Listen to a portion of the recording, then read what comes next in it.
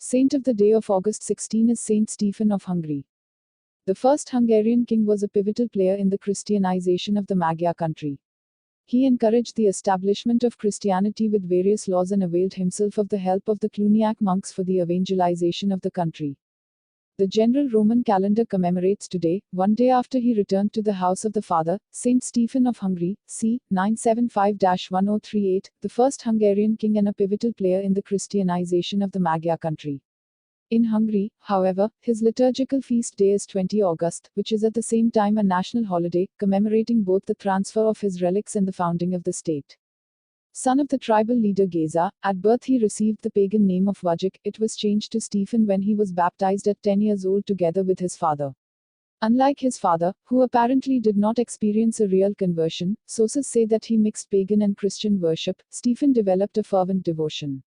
Around the age of 20 he married Gisela of Bavaria, sister of Saint Henry II and declared blessed, who contributed with her husband to the spread of Christianity. After the victory over the other Magyar nobles, he was elevated to the rank of king on 20 August 1000, a date which, as mentioned, represents a watershed in the history of the Hungarian nation. In that same year Pope Sylvester II gave him through first abbot at Pannonhalma Abbey and later appointed bishop, a golden crown together with an apostolic cross and a letter of blessing, recognizing him as a Christian king. Stephen's coronation took place on 25 December 1000 or the following 1 January. In the following 6 years the sovereign succeeded in unifying practically all the Hungarian tribes. He encouraged the establishment of Christianity with various laws and availed himself of the help of the Cluniac monks for the evangelization of the country, keeping in touch with Saint Odilo of Cluny.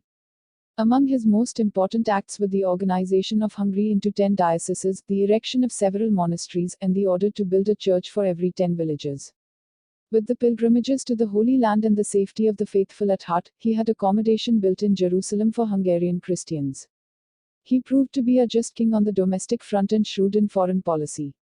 His wife Gisela gave him 3 children, but only Emeric, also a pious Christian, reached adulthood.